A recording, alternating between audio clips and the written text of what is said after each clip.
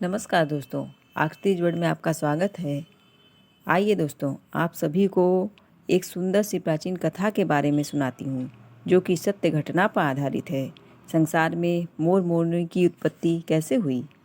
एक प्राचीन मंदिर था महारानी का, जिसमें कभी कोई पूजा नहीं किया करता था। एक दिन एक छोटी सी बच्ची की श्रद्धा माँ पर आ गई और वो बच्ची जाकर माँ के मंदिर में रोज माँ का पूजन करने लगी। जैसे जैसे बच्ची बड़ी होती गई, माँ की श्रद्धा उस पर बढ़ती गई। एक दिन एक लड़का उसी मंदिर के रास्ते गुजर रहा था। तब उसने विचार किया कि चलो क्यों न मैं भी माँ के दर्शन कर लूँ। और दर्शन करने की इच्छा से जब वो लड़का माँ के मंदिर में पहुँचा तो उसकी नज़र उस लड़की पर पड़ गई। और उसकी नज़र जैसे ही उस लड़की पर पड़ी, वह लड़का एकटक उस लड़की को देखता ही रह गया। वो लड़की इतनी सुंदर थी, ऐसा लगता था मानो आसमान से उतरकर कोई परी जमीन पर आई थी। उस लड़की को देखकर लड़का माँ से मिन्नतें करने लगा। माँ, ये कैसा चमत्कार है। अगर ये सत्य है तो मैं तेरे दर पे तभी आऊँगा जब मेरी मुराद तो पूरी कर देगी। और जिस दिन इस लड़की से मेरी शादी हो जाएगी, तभी मैं तेरे दरबार आऊँगा और अपना शीश चढ़ाऊँगा। इतना कहकर वह लड़का वहाँ से चला जाता है। और कुछ समय बाद माँ की महिमा से, माँ की शक्ति से, माँ की भक्ति से उस लड़के की शादी उस लड़की से हो जाती है। लेकिन शादी तो हो गई और दुल्हन घर में पहुँच गई, और वह लड़का भूल बैठा कि मैंने तो माँ से सर चढ़ाने का वादा किया था। और जब लड़का ये बात भूल बैठा तो माँ को क्रोध आने लगा, और माँ ने उसे याद दिलाने के लिए गांव की कुछ महिलाओं को उसके घर भेजा। और गांव की औरतें जब माँ के आदेश से उनके घर पहुंची तो दुल्हन का चेहरा देखा तो एक ही बात कही कि माँ, तेरी अजीब लीला है, तूने कितनी प्यारी जोड़ी बनाई है। लड़के ने जैसे ही ये बात सुनी, उसे याद आ गया कि ये लड़की तो मुझे माँ की कृपा से मिली है। तो चलते हैं माँ के दरबार और मनाते हैं मैया को।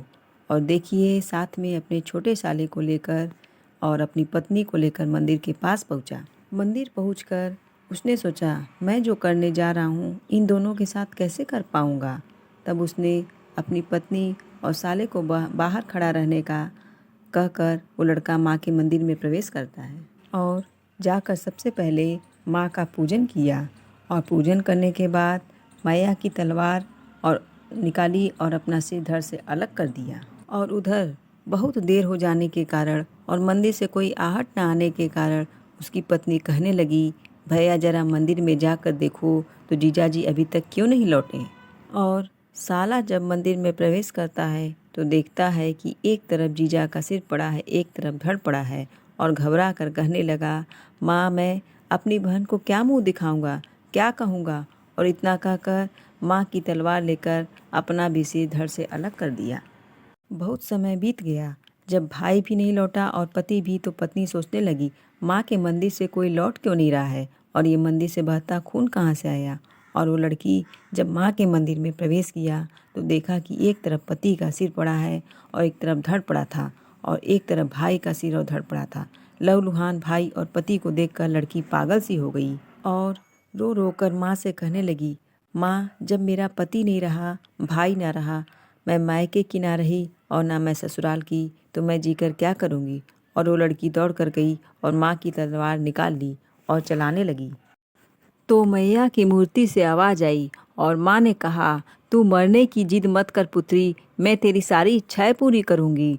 जा, तू दोनों सिर को धड़ से जोड़ दे, ये दोनों जीवित हो जाएंगे।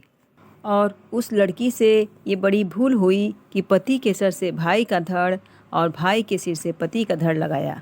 अब लड़की कहने लगी, माँ, इसमें मेरा पति कौन है और भाई कौन है।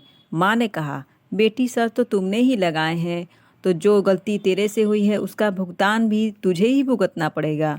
अब तू पति को पति तो कह सकती है, लेकिन पति का रिश्ता नहीं बना सकती, क्योंकि धड़ तो तेरे भाई का है। और बेटी, जिस पर तेरे भाई का सर लगा है यही तेरा पति है, इसी को तू अपना पति मान सकती है।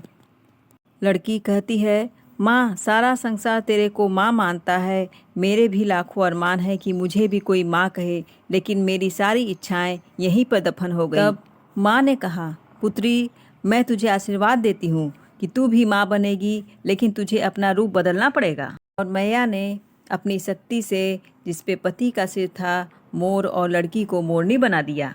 और माँ ने कहा, तू अपने पति का सुख नहीं पाएगी, तू अपने पति की सारी इच्छाओं को छोड़कर बस तू अपना पति समझेगी, और तू जो अपने पति से सुख चाहती है वो तुझे कभी नहीं मिलेगा, क्योंकि तूने जो गलती की है उसका भुगतान तो तुझे ही भुगतना पड़ेगा। और वो ऐसे कि जब मोर नाचता है तो बड़ा सुंदर लगता है और मोर अपने आप पर गर्व करता है कि मैं बहुत सुंदर हूँ, लेकिन जब मोर अपने आप को देखता है तो खुश होता है, लेकिन जैसे ही पैर पर दृष्टि जाती है वह रो पड़ता है कि वह पैर तो उसके साले का है।